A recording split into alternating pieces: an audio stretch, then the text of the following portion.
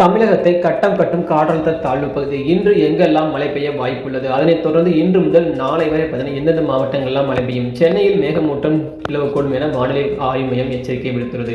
அதனைத் தொடர்ந்து தெற்கு அந்தமான் கடல் மற்றும் தென்கிழக்கு வங்கக்கடல் பகுதியில் நிலவிய வளிமண்டல மேலடுக்கு சுழற்சி காரணமாக பூமத்திய ரேகையை ஒட்டி கிழக்கு இந்திய பெருங்கடல் பகுதி மற்றும் அதனை ஒட்டிய தென்கிழக்கு வங்கக்கடல் பகுதியில் ஒரு காற்றழுத்த தாழ்வு பகுதி உருவாகி உள்ளது. இது மேற்கு வடமேற்கு திசையில் நகர்ந்து நாளை தெற்கு வங்கக்கடல் மத்தியில் ஒரு காற்றழுத்த தாழ்வு மண்டலமாக வலுப்பெறும். இது மேலும் அதற்கடுத்த இரு தினங்களில் வடமேற்கு திசையில் தமிழகம் மற்றும் இலங்கை கடற்கரை நோக்கி நகரக்கூடும். இதன் காரணமாக கடலோர் 24ஆம் தேதி கடலோர தமிழகத்தில் ஒரு சில இடங்களிலும் உள் தமிழகத்தில் ஒரு சில இடங்களில் புதுவை மற்றும் காரைக்கால் பகுதிகளிலும் லேசான முதல் மிதமான மழை பெய்யக்கூடும். ஆனால் 25ஆம் தேதி கடலோர தமிழகத்தில் அநேக இடங்களிலும் உள் தமிழகத்தில் ஒரு சில இடங்களிலும் புதுவை மற்றும் காரைக்கால் பகுதிகளில் இடி மின்னலுடன் லேசான முதல் மிதமான மழை பெய்யக்கூடும். குறிப்பாக மயிலாடுதுறை, நாகப்பட்டினம், தஞ்சாவூர், திருவாரூர் மாவட்டங்கள் மற்றும் காரைக்கால் பகுதியில் ஓரிரு இடங்களில் கன முதல் மிக கனமழையும், கடலூர், அரியலூர், சிவகங்கை, புதுக்கோட்டை, ராமநாதபுரம், தூத்துக்குடி, திருநெல்வேலி மற்றும் கன்னியாகுமரி மாவட்டங்களில் கன முதல் மிக கனமழை பெய்யக்கூடும். அதனைத் தொடர்ந்து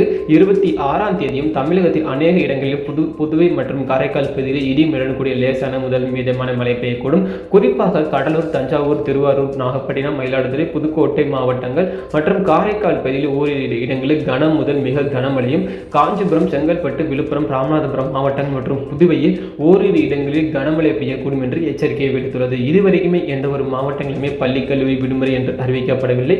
அறிவித்த உடனே தெரிந்து கொள்ள எப்போதுமே நம்ம சேனலுடன் இணைந்திருங்கள். அனைவருக்கும் நன்றி, வணக்கம்.